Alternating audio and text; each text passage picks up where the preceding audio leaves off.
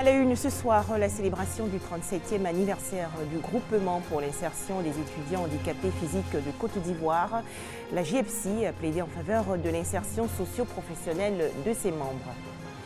Dans la région nord du pays, les cadres de Dikodougou sont au chevet du lycée moderne de la localité. Cet établissement scolaire n'a pas d'infrastructure. Enfin, le meeting de Kingston en Jamaïque, dernière compétition de Usain Bolt. Avant sa retraite, le sprinter jamaïcain promet à ses compatriotes de tout donner. Bonsoir à tous, Madame, Monsieur, bienvenue sur RTI 2. Il y a 37 ans naissait le groupement pour l'insertion des étudiants handicapés physiques de Côte d'Ivoire. Les festivités marquant ce 37e anniversaire se sont donc déroulées aujourd'hui à l'université Félix Houphouët-Boigny de Cocody. L'occasion pour la JEPSI d'exposer ses difficultés, notamment le chômage et la difficile intégration de ses membres à la fonction publique ivoirienne. C'est un reportage de Honorine Agnigori. Mariette Eddy, handicapée physique, est étudiante en anglais à l'université Félix Houphouët-Boigny de Cocody. Elle a de grands projets, mais est confrontée à plusieurs difficultés. Difficultés d'accès aux amphithéâtres. Elle est aussi sujette à des moqueries, une situation qu'elle vit difficilement. À l'école, en amphi, c'est un peu difficile de s'approcher des autres.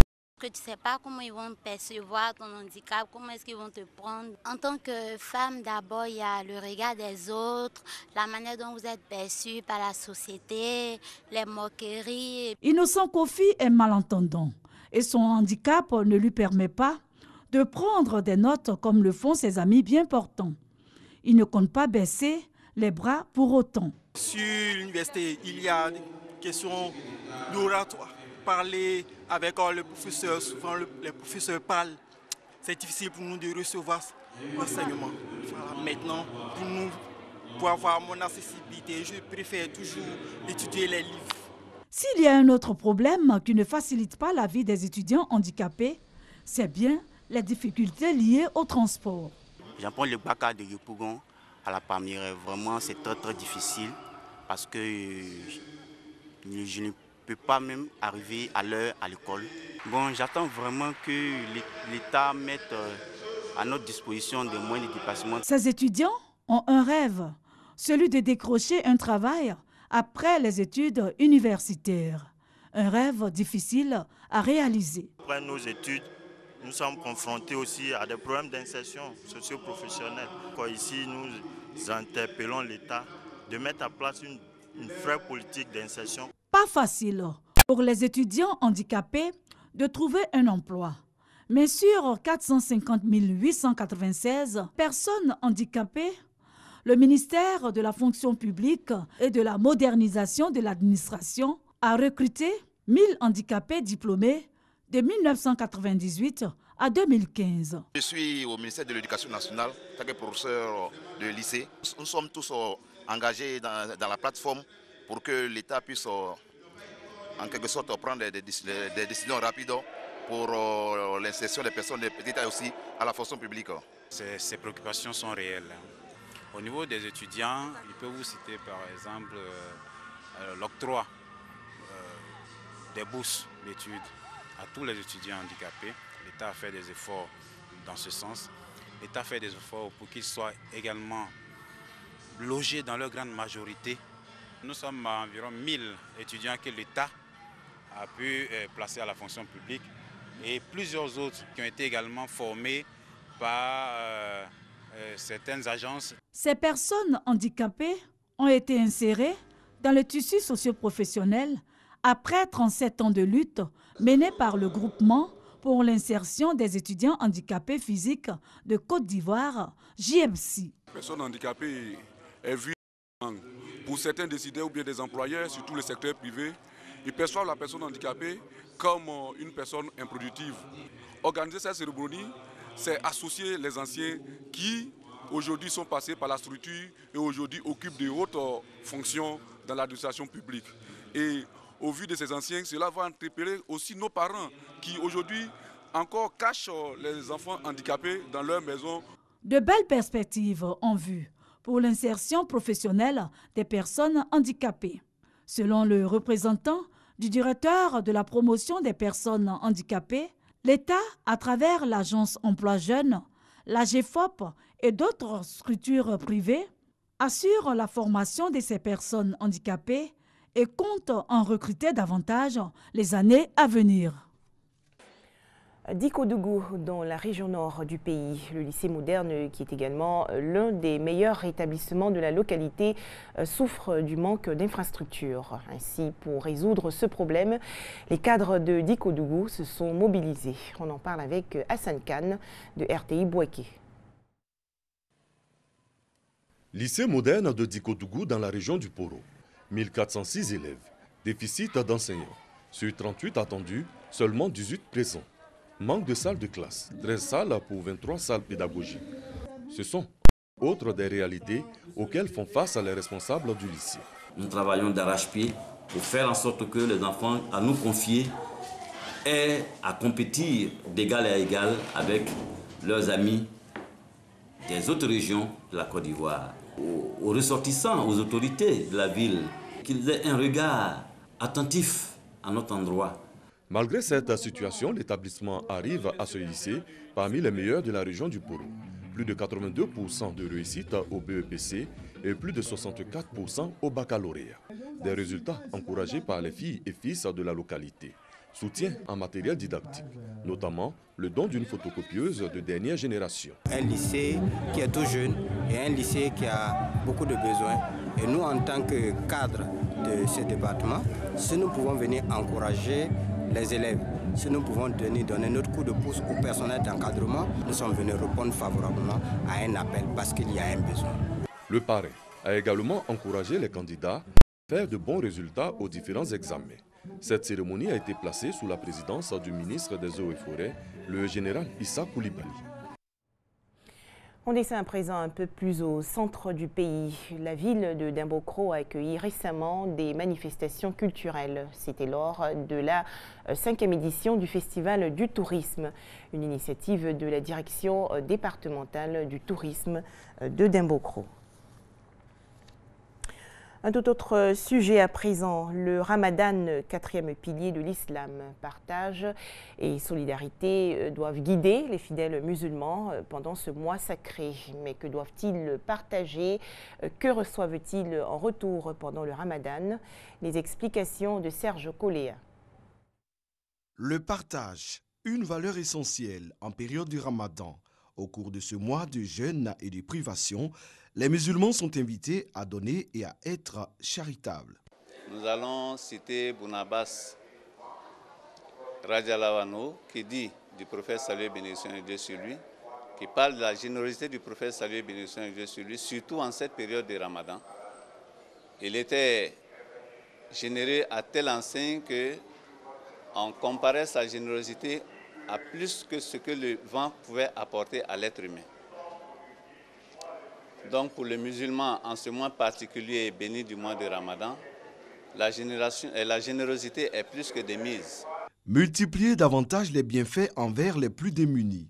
Que faut-il partager et comment le faire? Le musulman, comme je le disais tantôt, partage de ce que Dieu lui a donné, de son argent, de sa science, son savoir, de son bien-être, de son bon comportement, que dis-je, etc.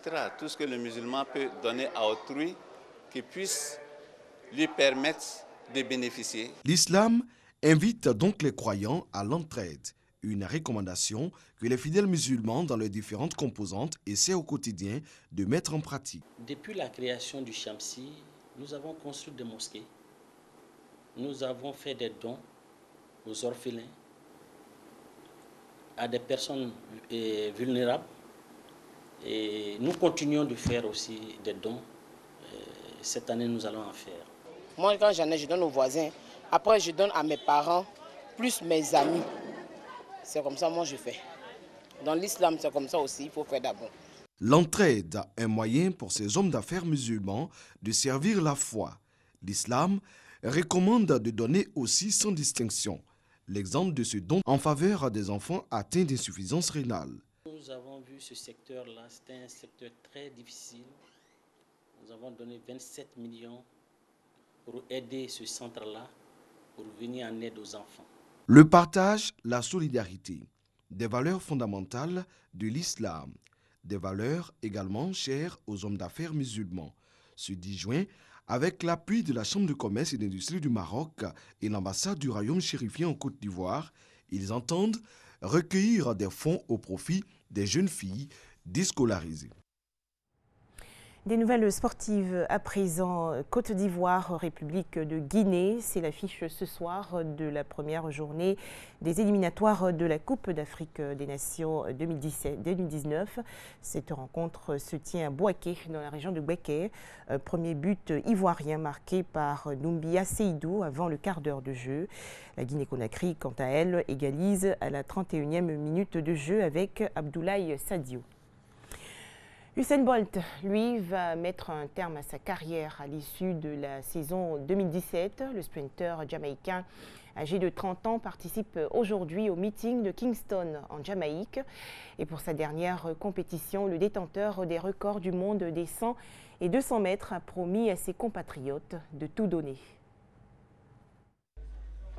À Sherwood Content en Jamaïque, on est fier de compter parmi les enfants du pays le plus grand sprinter de tous les temps. C'est dans cette école qu'Usain Bolt commence à courir dès l'âge de 3 ans pour canaliser son énergie débordante. Sharon, son institutrice, se souvient d'un garçon qui avait déjà l'esprit de compétition. Il courait si vite et parfois il pleurait quand d'autres le dépassaient. Mais en tant qu'instituteur, nous l'encouragions toujours à ne pas abandonner. Et aujourd'hui, nous sommes surpris de savoir qu'il est une telle star. C'est notre héros. Avec le succès, l'homme aux 8 médailles d'or olympiques, détenteur des records du monde sur 100 mètres et 200 mètres, n'a pas oublié ce qu'ils lui ont appris. La discipline et la ponctualité, par exemple. L'élève est devenu bienfaiteur. Usain Bolt et ses sponsors donnent régulièrement de l'argent à son ancien lycée. Le sprinter a annoncé qu'il prendrait sa retraite après les championnats du monde de Londres en août. Alors ici, on compte sur lui pour aider les jeunes. J'espère que nous aurons l'occasion de le voir plus souvent, qu'il viendra pour motiver nos élèves. Je suis certaine que maintenant qu'il aura plus de temps, nous allons faire partie de ses nouveaux projets. Devant la maison familiale, fraîchement rénovée grâce au fils prodige, le père d'Usain Bolt dit ne pas encore savoir de quoi sera faite la retraite du sprinter. Mais la foudre, comme il l'est surnommé, a toujours gardé les pieds sur terre. Quand il vient ici, il est toujours le même. Il sort, il parle aux gens de la même manière, il leur donne de l'argent aussi. Les gens disent « Monsieur Bolt, j'ai besoin de ça, ma mère est malade », donc c'est beaucoup. Il faut beaucoup donner. Après ses adieux à la piste, pas sûr qu'Usain Bolt choisisse de ralentir la cadence. Le champion hyperactif l'a répété, il se verrait bien devenir footballeur professionnel.